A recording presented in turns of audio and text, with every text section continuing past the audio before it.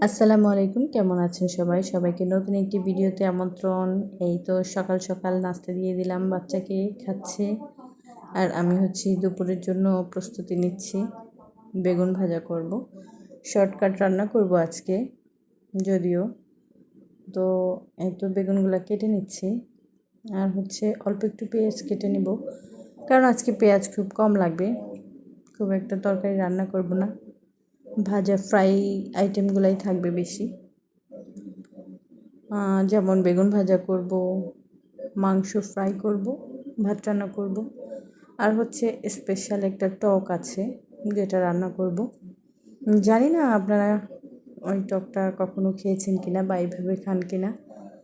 না খেলে অবশ্যই ট্রাই করে দেখতে পারেন।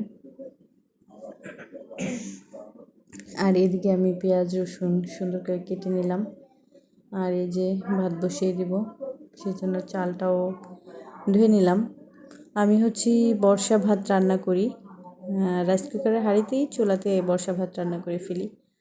আর এদিকে একটু ডাল ধুয়ে নিলাম, ডালটা আমি ভর্তা করব। আর এই তো মাংস ভিজিয়ে রেখেছিলাম, এখনও ছোটেনি, তো এটাকে আমি ফ্রাই করব। আর এদিকে বেগুন বেগুন নিয়ে নিলাম, এগুলোকে একদম হলুদ মরিচ লবণ সুন্দর করে মাখিয়ে রেডি করে নেব। আর এই তো বেগুন আমার রেডি। এখন এই যে দেখতে পাচ্ছেন, এটা আমকে একদম টুকরো টুকরো করে রোদে শুকিয়ে, এটাকে আমাদের অঞ্চলে বলে আমের ফলি যেটাকে বলে। তো এটাকে একটু ধুয়ে পানি দিয়ে ভিজিয়ে রাখবো, তাহলে একদম সফট হয়ে যাবে। আর অন্যদিকে আমি ফ্রাই প্যানে তেল দিয়ে বেগুনটা ভাজতে দিয়ে দিব। তো আমার ফ্রাই প্যানের বয়সটাও অনেক বেশি, তাই ফ্রাই প্যানটাও এরকম হয়ে গেছে, অনেক পুরনো হয়ে গেছে। যাই হোক, কাজ হওয়া দিয়ে দরকার।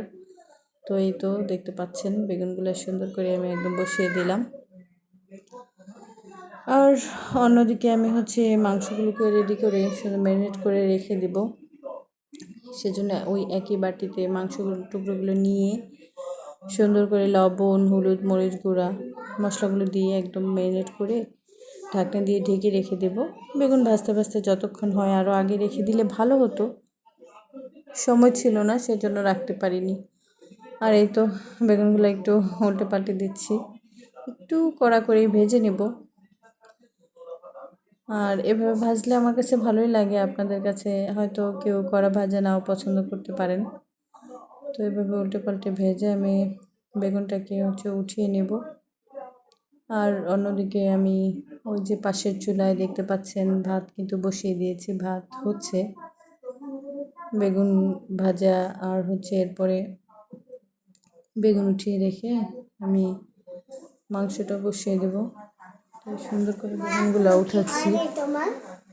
বেগুনগুলো উঠানো হয়ে গেলে আমি এই চুলায় মাংসটা বসিয়ে দেব। আর ততক্ষণে আশা করি ভাত হয়ে যাবে। আবার তেল দিয়ে নিলাম, আর এদিকে মাংসের টুকরাগুলো দিয়ে দেবো। আমি এটাকে একদম কড়া করে ফ্রাই করব, যাতে একদম খেতে মুচমুচে হয়। আর এই ফাঁকে আমি এখানে পানি দিয়ে দিলাম, আর সেই যে আমটা ভিজিয়ে রেখেছিলাম সেগুলো লবণ হলুদ কাঁচামরিচ এটা দিয়ে একদম বলক আসা পর্যন্ত অপেক্ষা করতে হবে। তাহলে হয় কি, এটা বলক আসলে পরে আমি পরবর্তী স্টেপে যাব। তো এভাবে কে কে রান্না করছেন, আর এরকম আপনাদের যারা যেখান থেকে দেখছেন তাদের অঞ্চলে এরকম আইটেম কেউ করে কি না জানাবেন কিন্তু অবশ্যই। আর এই যে মাংসগুলো আমি উল্টে দিলাম একদম মুচমুচে করে ভেজে, তারপরে নামাবো।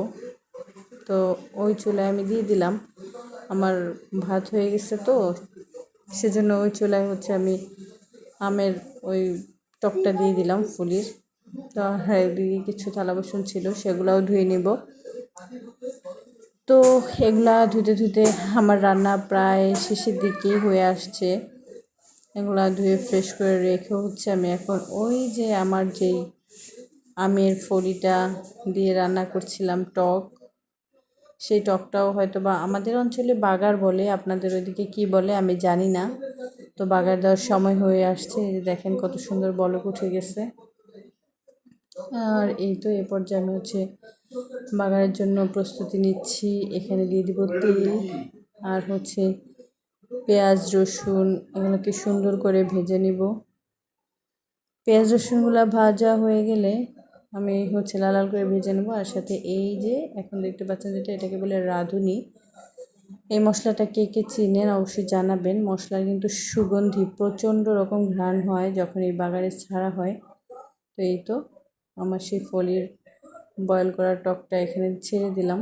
তো এটার সাথে আপনারা কিন্তু বাগারে চিংড়ি মাছ দিতে পারেন, অনেক ভালো হয় খেতে। আর এদিকে মসুর ডালের মধ্যে পেঁয়াজ আর হচ্ছে কাঁচামরিচ দিয়ে দিলাম। আর এই তো পেঁয়াজ কাঁচামরিচটা দিয়ে ওই চুলে সিদ্ধ বসিয়ে দিলাম। আর এই ফাঁকে হচ্ছে মাছটাকে আরও ডিপ ফ্রাই করে নেব। এখন উঠিয়ে নিলাম। আর ওইদিকে হচ্ছে ডাল হতে হতে আমি বাচ্চাকে গোসল করাবো, আমি গোসল করব। আর এসে হচ্ছে এখন পেঁয়াজটা আর কাঁচামরিচটা ভেজে রেখে যাব, তারপরে এসে হচ্ছে আমি ডালটাকে ভর্তা করে নিব। এক ফাঁকে আর কেউ ভাববেন না, এটা কিন্তু আমার একদম রান্নার ঘরের কাজের জন্য এই কেচিটা আমি ব্যবহার করে থাকি। ফ্রেশ একদম ধনেপাতা কাঁচামরিচ টমেটো মানে এরকম টাইপের যত কিছু আছে সেটা সব কিছু আমি এই নাইফটা দিয়ে করে থাকি। সরি, নাইফ না, মানে এই কাঁচিটা দিয়ে করে থাকি। আর এই যে দেখেন আমি ভর্তাটা এক ফাঁকে করে নিয়েছিলাম। আর এই তো অবশেষে খাওয়ার পালা চলছে, খাচ্ছি। আর এই যে আমার ফাইনালি সেই টকটা কিন্তু আমার কাছে ভীষণ মজা লাগে। সবাই ভালো থাকবেন, আল্লাহ হাফিজ।